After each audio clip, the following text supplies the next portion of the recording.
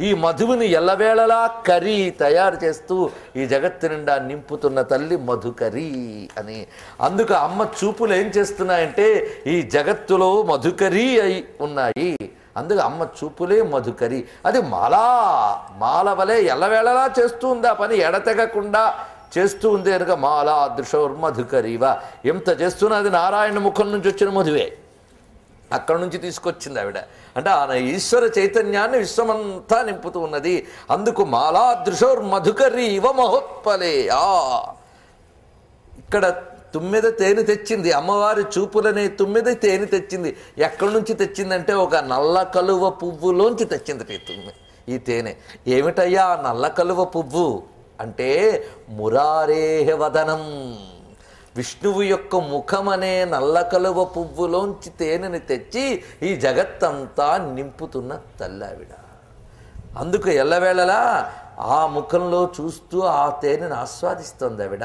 స్వామివారి ముఖాన్ని ఇక్కడ దేంతో పోల్చారు? నల్ల కలువ పువ్వుతో పోల్చారు. మొత్తం శరీరాన్నేమో కానుగ చెట్టుతో పోల్చేశారు. అంటే ఒకసారి టాప్ టు బాటం వర్ణించేశారు. మొదట తమాలం శరీరం అయిపోయింది ఆ చెట్టుతో. ఇక్కడ ఒక్క ముఖ సౌందర్యాన్ని వర్ణిస్తున్నారు. నారాయణ యొక్క వదనం మధురం అధరం మధురం అన్నట్లు ఆయన యొక్క ముఖం ఒక నల్ల కలువ వలె వికసించిందిట.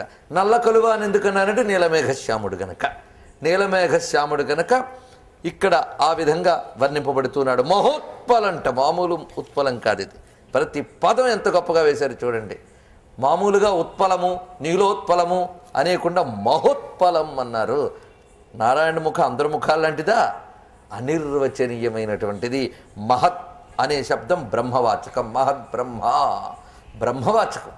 అందుకు మహోత్పలే పరబ్రహ్మ స్వరూపుడైన నారాయణుని యొక్క ఆ వదనమనేటటువంటి నల్ల కలువలోని ఆకృష్టమై ఉన్నటువంటి అమ్మ వారి చూపుల మాల అనేటువంటి తుమ్మెదల మాల